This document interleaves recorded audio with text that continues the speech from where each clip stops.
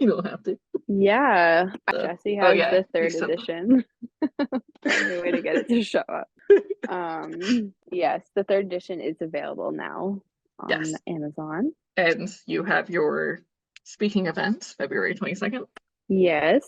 Um, on February 22nd, Dr. Lalich and I are going to be speaking with the National Writers Series, and you can actually tune in to the live recording on Zoom. There is a fee, and there are also options to get the book as a part of that like fee. Like you can pay to get like a discounted price for the book with your ticket.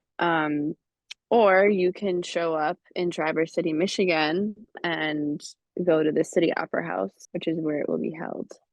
But yeah, Dr. Lalich and I are going to be talking about her book, like what a cult is, the different types of cults, how people become indoctrinated, like what that power dynamic looks like between the leader and the follower. And also hopefully we focus on like what law enforcement can do, like what does coercive control look like, and just yeah, getting everyone like aware of what this cult is doing, especially like locally. So yeah, it should be really interesting. It'd be a lot of Very, fun. I very will be interesting. there virtually too. Yay. Yay. Yay! And it's not too big a fee either. At least even virtually, it's only like $17. And if you want Yeah. Lalich Yeah. to sign the book, Dr. Lalich, she like I think it's like $20. Well, you buy two tickets and then $20. There's like some deal going on, but she'll sign in person too. Okay. Yeah. I don't know about the deal, but yeah, I saw that there was like a fee added on to the 17, so I think it like makes it closer to like $20, but I Yes. don't know if that is what you're talking about. Yeah, that's exactly what I'm talking about. We're on the same page. Oh, I just wasn't positive perfect. of the exact price of Yeah, I just looked 20. it up. So, yeah. But yeah, and Yeah. even And buying, okay, sorry. oh, no, I think we're gonna probably say the same thing again, but I was gonna say that the like you can buy two tickets and I think two books for like $44 or something. Ooh, So it's a pretty good deal. Yeah, I think the books are like 20% off with the ticket. yes, because I'm trying to think. I think on Amazon this is like 25 or something. I would have to relook up that. I'll just relook it up right now instead of staring at it. But That's good because I don't know the answer. But yes. but Oh, it's I know, definitely more than yeah, 17 because my little scan whatever this what is this called? Barcode barcode, yeah, says you got it. 1950. So, Oh and yeah, this is it's used. on Amazon 24.95. So you definitely There you save go. save actually a lot, including on tickets, because just a virtual ticket is $17. So you're saving just getting the book alone, which whether you're in a cult or know someone in a cult or believe you're in a cult, this is still handy to have because I didn't read this through Audible until how long ago was that? Oh my gosh. It was a year ago. A year ago is when I read at least that version. I haven't fully read this version yet, but I like this. It's very pretty. But Yeah, I'm jealous. I need to get the new one. Yeah, I listened to the Audible one as well. That's how I like to read my books. But yeah, that was my lullaby. I would like listen to it and it would help me go to sleep, basically, because it was comforting, just to know that like I wasn't alone. Because I listened to it like right after I left. Like I think even like that week I was leaving. So yeah, it was definitely like my coping mechanism at the time to just like relax. But yeah, there's like actual real accounts of people's lived experiences, either growing up in a cult or just joining later on. So that part of the book really stuck out to me, like hearing all these different stories of how these people were trapped inside these like horrible organizations, didn't realize, and had to escape and leave, and like just how hard it is to actually do that. Yeah, it was good to know that again, like I wasn't alone. There's plenty of other people out there, unfortunately, that have gone through similar things as us. So, Sadly. but it's also, yeah, it's good for like if you know someone who's in a cult, because it will hopefully explain to you like why and how these things occur, because I know it can be really confusing, like especially when you think you know someone so well and you know that the person that they are in the cult is so different and far from who they really are, or at least who you remember them to be. This book will actually kind of help you like make sense of that and maybe hopefully like get rid of some of the confusion. Yeah. And for me personally, since I didn't listen to this right when I got out of the cult, I didn't have any of those resources. I wasn't fully aware. I honestly didn't become aware of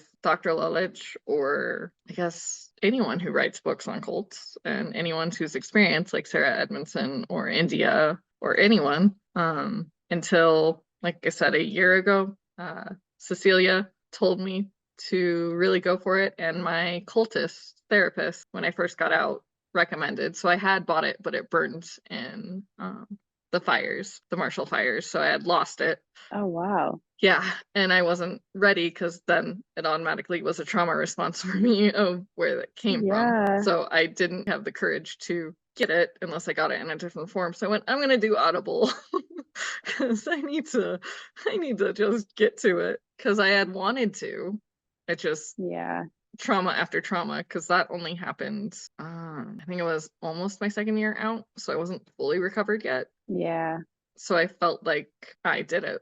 The fire's my fault. Oh I God. chose hell. Yeah. I never openly, I'm starting to now openly talk about that, but I never truly openly talked to anyone about that. But yeah, I thought that it was my fault Yeah. that I lost, because I lost my cat, which my Oh, kitty, I'm so sorry. Matilda, looks just like her and has very similar personality, though she's a little sensitive. She's a very sensitive kitty to feelings. Matilda is, but she looks almost identical to Daisy, was my cat who died in the fires. Oh, wow. And we looked over a year for Daisy. People we shouldn't have trusted, and when I say we, that's my mom and I. We thought she might still be alive. We saw a neighbor's footage of a cat that looked exactly like her, ended up not being her. Oh, Thinking she survived, we went and stayed at that house because the woman was very, very nice and let us stay and set up my sweatshirt because she always slept on me, as a sense to bring her and lure her in if it was her. yeah. And then we finally saw her and it wasn't her. We went to Humane Societies paying attention to pictures.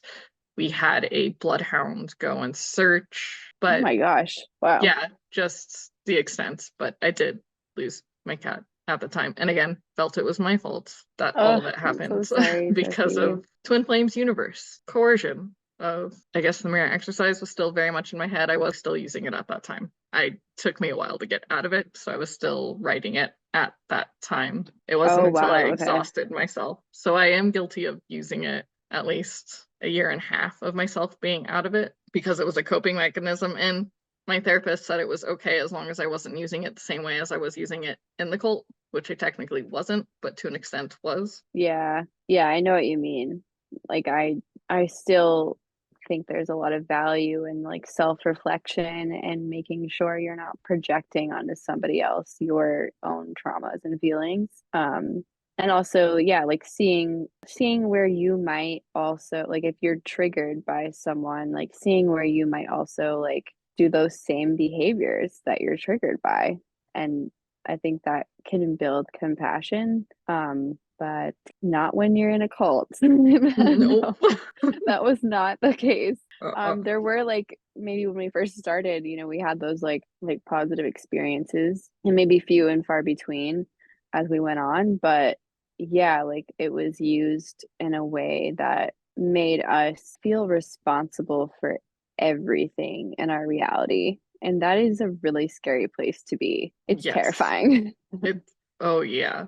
I guess unless you're in that position, some people have trouble understanding that, which I get. I've put myself in those shoes since getting out just to see both Yeah. sides of the story. So I get the not understanding that side of things, that how could this person be coerced so easily?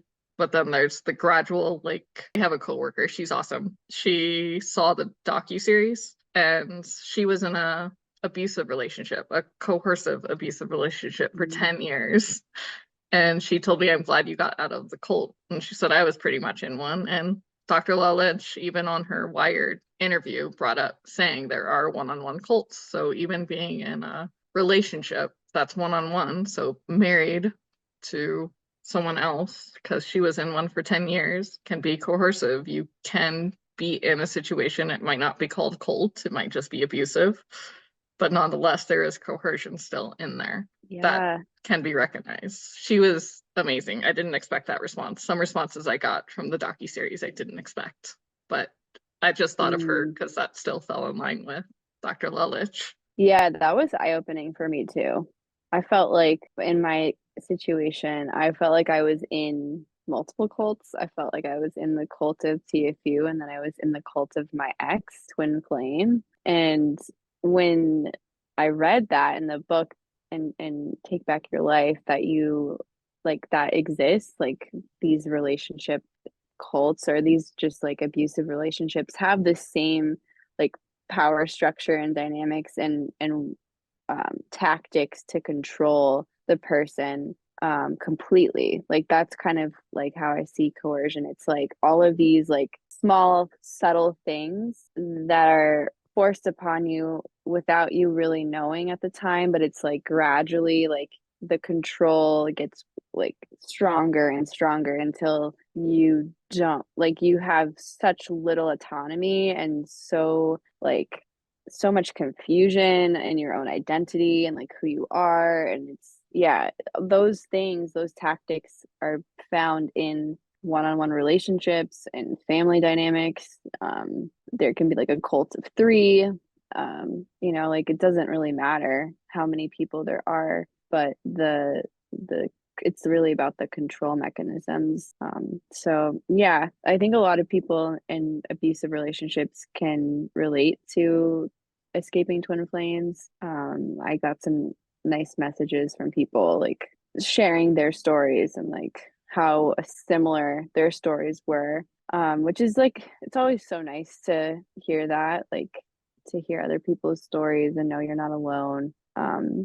And also just to have that like support system. So yeah, it's I don't know, I feel like we're building some really positive things out of all of this, even though this stuff is so dark and heavy sometimes. Oh my God. Oh yeah, super Yeah. heavy. Yeah. Yep. They do not care. Like if No. you're not making them money somehow, they don't have a need for you. Like if you were to advertise that you were homeless, they would get pissed. Like if Mhm. you were to like make that known Which I to did their members, on Facebook. yeah, which is probably yeah, and they might not say it to your face, but they will have a way of like slowly pushing you out of the support and like out of the good graces of the community. And there's just so many other ways that they would triangulate the community against someone who is telling the truth, even if they're completely oblivious to the fact that they're like your intention wasn't to like go against them at the time. You No. were just simply like saying what was going on.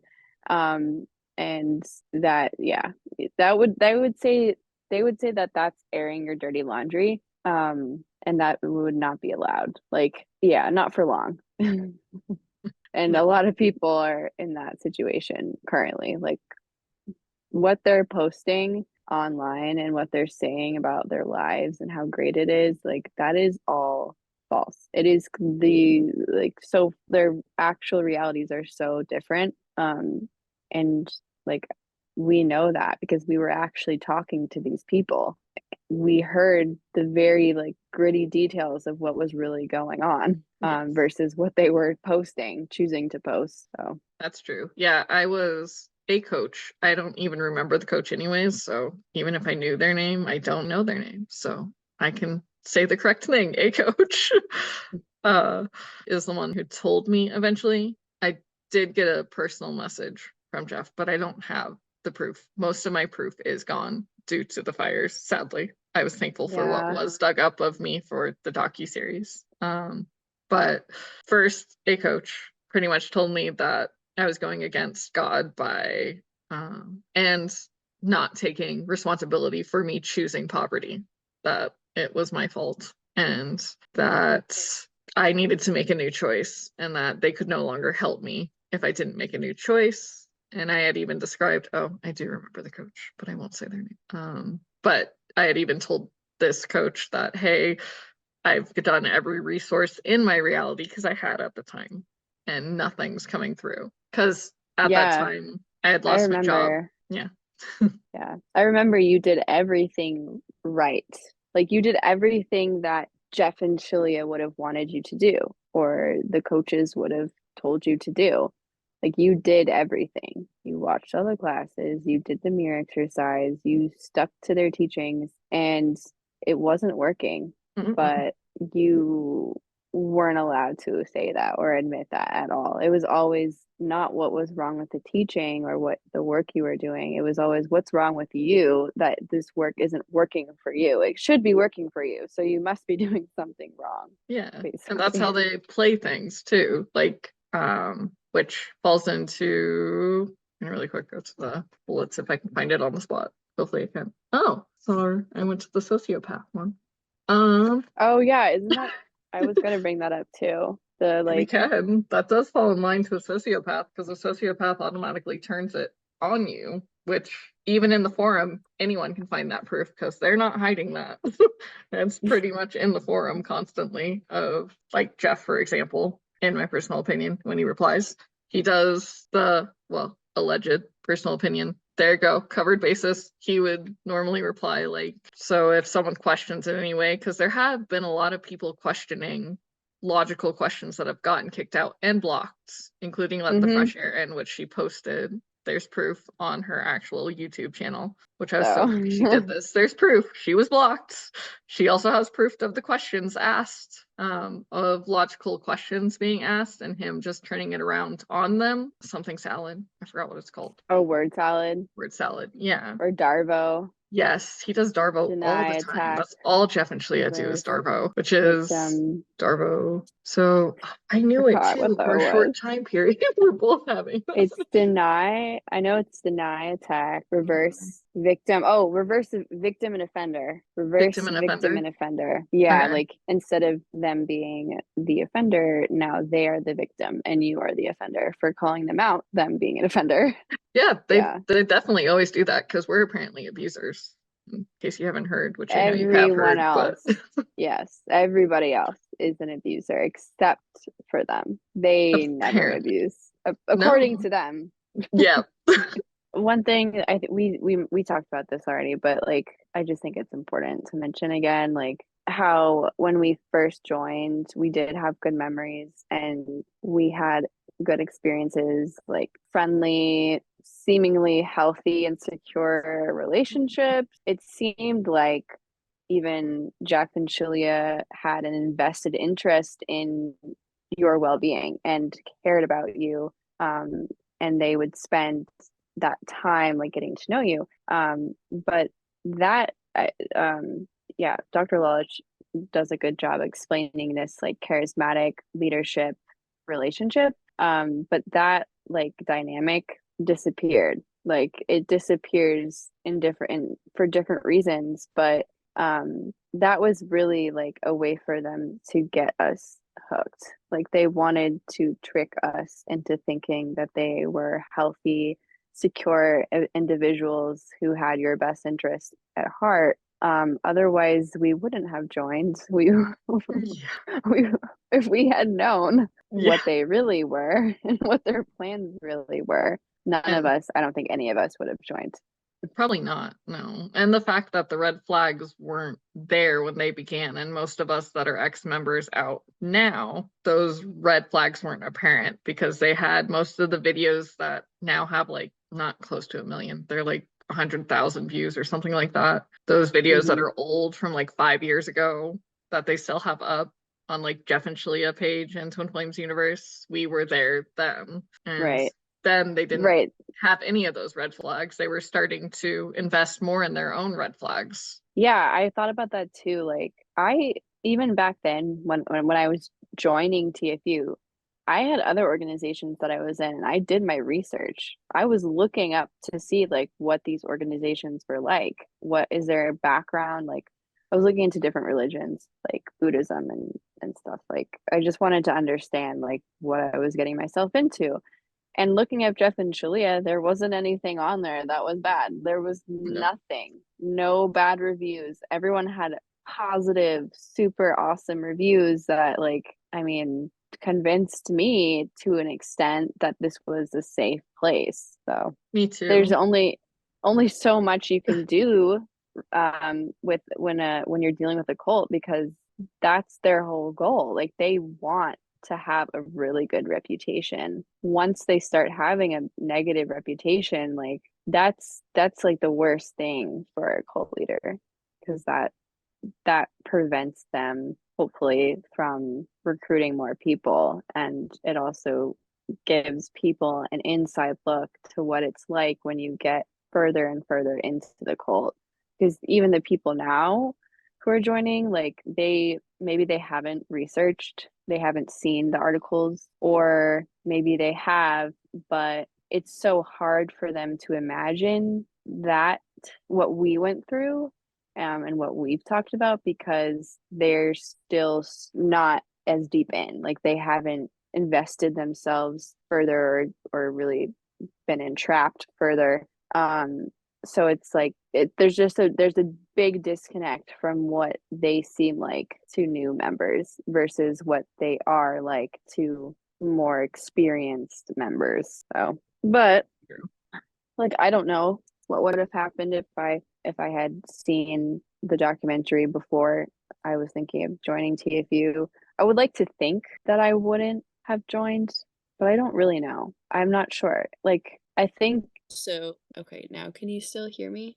I can still hear you, and I can hear the Okay, good. switch of Okay, things there are to good. phone, which is not bad. Not bad at all. Sorry, what? I was just saying I can also hear the difference of your switch. You sound better on phone than you did Oh, here. okay. Okay, good. Yeah. I don't remember where I was going, so you feel free to talk.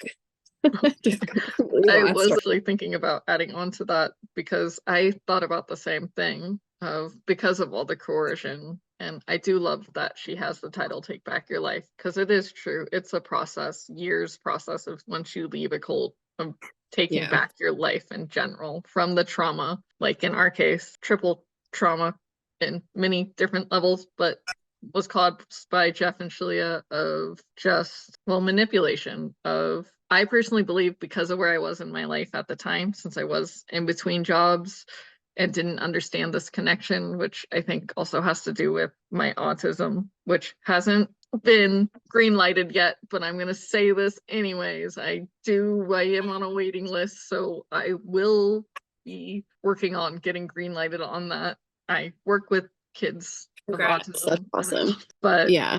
I feel like that connection and just where I was in life, just like Sarah Edmondson was also at least in the in-between job, as in not having a job. I don't understand why society says in between jobs when you just don't have a job. So I'm just gonna say it. I didn't have a job. I wasn't in between jobs. I wasn't looking.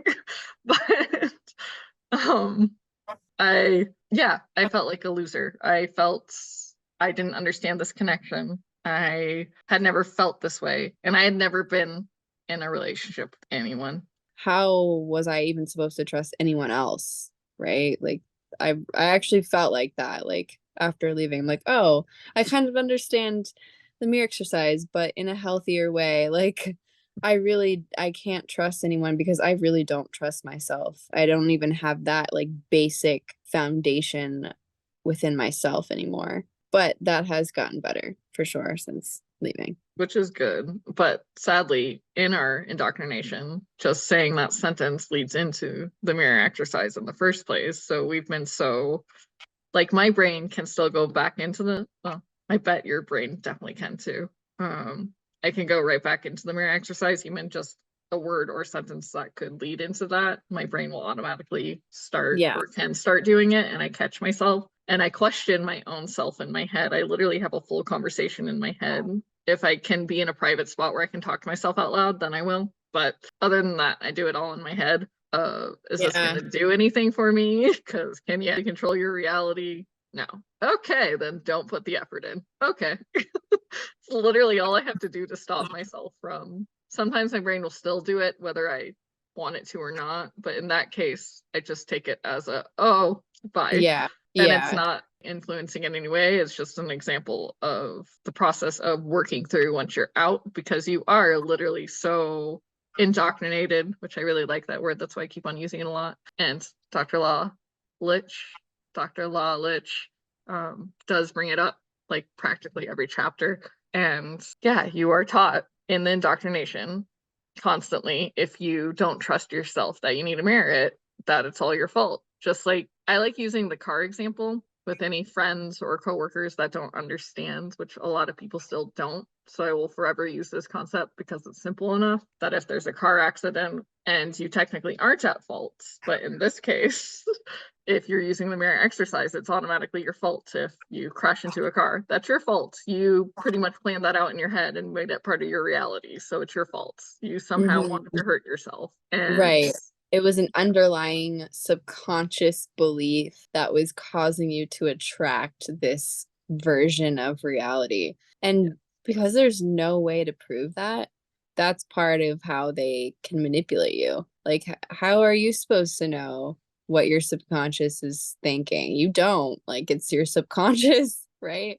exactly. And the science, because they Yeah, bring science, they're still using that today. I The know. science that has scientifically been proven, but they haven't proven it. They haven't shown any actual true real life graphs from scientists that work in the field and have a And they PhD and are a science person, an they actual don't even science person. plan. Sorry, it gets my blood boiling. They don't even plan to conduct studies. Like Jeff, I've heard him talk about this. So many people have asked him this, like throughout the years, like when are you actually going to conduct those studies and like show us what's happening? And he's like, it's unnecessary, or he'll make up some excuse of why we can't do it now, or it's too early. But it's like it for me that just shows that he knows it's bullshit. Like he knows on some level that what he's doing isn't actually real.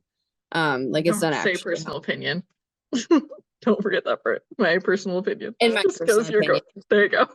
Um, yeah, in my personal opinion, I think Jeff does know what he's doing is not real. Um, to an extent. I think that's why he doesn't do the mirror exercise himself. To an extent, I guess. The other like reason for that is probably because he thinks he's perfect and has nothing to heal. So there's So that that's too. also why they just, yeah, it gets my blood boiling every time too, of the fact that the followers, the positions we were once in, are doing all their labor.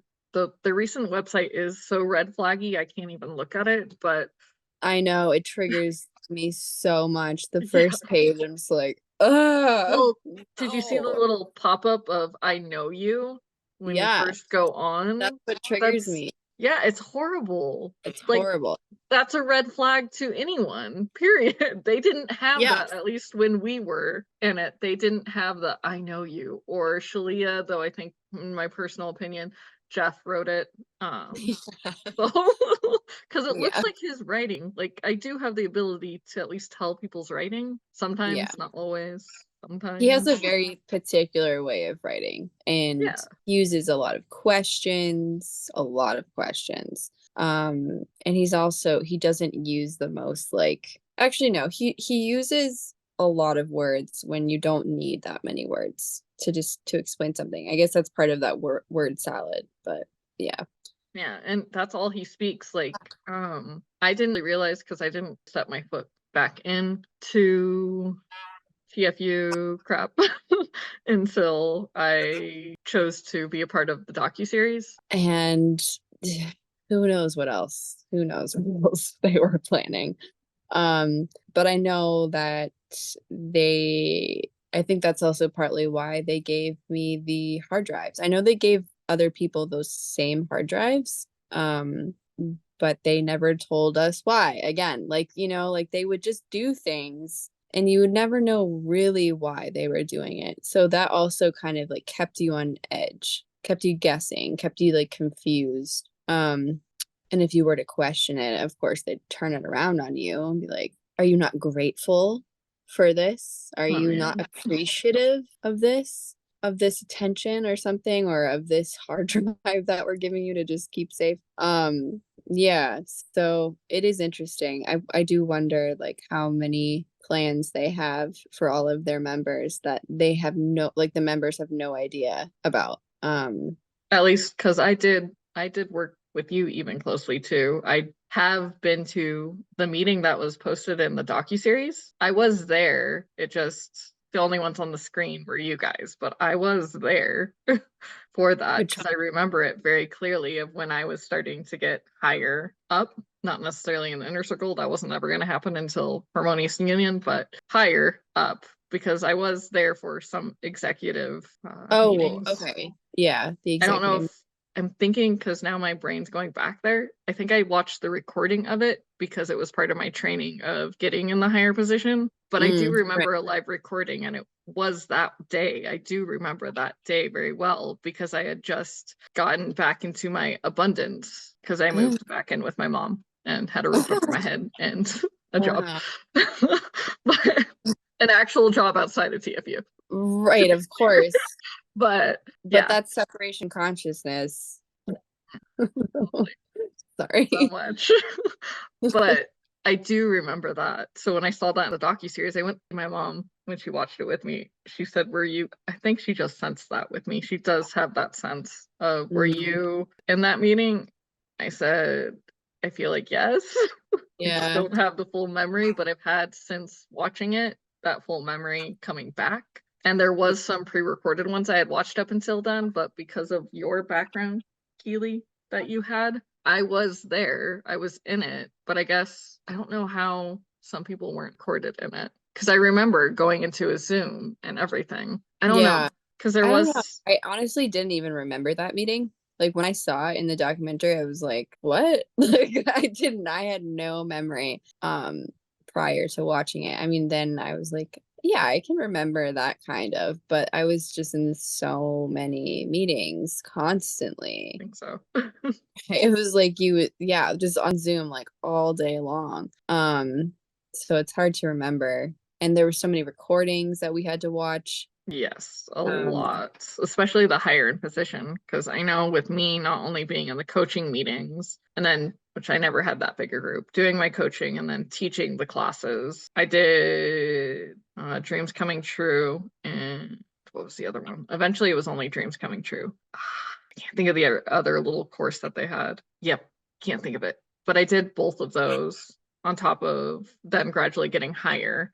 And then I know they were grooming me, which I could feel it, and I was fighting against it. I didn't realize I was fighting against it. It's probably why they kicked me out of most of them, but they were yeah, in my specialty of books, which they didn't listen even when I did give them stuff that they are using today, which is funny years later. But anyway, of I know they course. wanted me something with books, something with getting their Yeah, specific book, which I don't want to say their name because that will make people sometimes want to look at it, but just more of an influence within. Because I understand not necessarily the marketing side of books, but I do understand the publishing side of books. yeah. Still learning the marketing side. Sadly, I'm not there yet. I mean, But they had plans when I was there to open up their own publishing firm, I guess. oh, they took that from me then. Because I was Yeah, literally the probably. only twin flame themed publishing company there. Yeah, they probably did take it from you Yes, then. sorry. That only not that I'm showing that I'm pissed off, but yeah, they totally took that from me. That makes sense with the conversations I had with them then. Yeah, that yeah makes sense with another coach too. That yeah was coached to manipulate me into it. I get it. Yeah.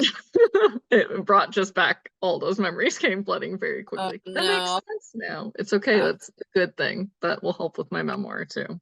I like talking about it. I told Aaron this. I think it was in our interview or it was It was either the interview on her channel, and I am going to bring up Let the Fresh Air in because she's a good source. Her channel or this channel. I don't know which one. We'll find out. But I know I brought up I like talking about it because it brings up more, which not only helps in educating everyone else, but it helps me write the memoir, which is an educational purpose of why I'm writing it. So I'm good. If I have to go through that trauma again, fine. I don't care. It's going to help other people in some way or form. Yeah. Just like being special needs, bringing that up even legally is a good thing too. I know that in general, which this part can totally be deleted out or edited out, whatever the correct word is. But even legally speaking, saying those things in general, that's why I'm even more public about it than I ever have been, because I've been taught shame, at least by society, to bringing it up. And I've actually gotten positives, like more positives, like on Aaron's channel when I talked about it. I had a lot of people, including a therapist, talk to me about it. And it was cool just to see the responses alone of just that, of bringing up my own past of special needs and being an alien and feeling like an alien. Because that's just a common, I guess that's even a common autistic trait too, but it's a common feeling. I was like, you gotta be kidding me. Like, I was so ashamed. I also thought I was an alien. I was begging this guy to take me home. I'm like, please, someone get me off of this godforsaken planet. I don't want to be here anymore. Like, I can't be a human. I have to be an alien, because that's how much I just didn't relate to the world around me at the time. But I was so like embarrassed and ashamed because of when I did talk to people about it, I got some really negative reactions. Not surprisingly. Yeah, because of the shame associated due to society. So society gets the full blame in that sense. Due to society. Yeah. That's why special needs the word. Yeah. Writing, because I even had a mentor in the past that I'm just recently talking about more, that he worked with A-listers and he was in the special needs department of, they have this in Hollywood, a designated screenplay writer for A-listers to seem like they are not ableist. It's the best way I can put it. Okay. Where the A-lister is the boss of the screenplay writer. He had that position and he was my mentor for many years before I went into cult. Cool. That sounds actually really interesting. I wondered if they had something like that, some sort of like editing squad of people from marginalized groups that they would like contact to see whether or not they were putting something out that was offensive. That's where, screenplay writer comes in. That is their job. Nadine and I talked about this. She assumed I understood it, and then it finally made sense to me of who this person was in my life as a mentor. He never told me what it was, but Nadine did, so that helps. But yeah, he was a designated, pretty much making sure Hollywood seems like they're not ableist. Thank you so much, Keely, for coming on and talking about your speaking event, February 22nd. It was great having you. Everyone, there will be a link below for not only purchasing the book, Take Back Your Life, but tickets to watch Keely, whether it's virtually or in person in Michigan, to talk about some of her experiences and kind of how it relates to the book. Kind of like we had a conversation, friend to friend, about relating to the book. And thank you so much for coming on the show or episode on YouTube. Very much appreciated, Keely. And if you like content that you're seeing, please like and subscribe today. You made it to the very end of the video. Very much appreciated. And embrace your truth. Tell your story. Thanks for being here. Till next time. Peace.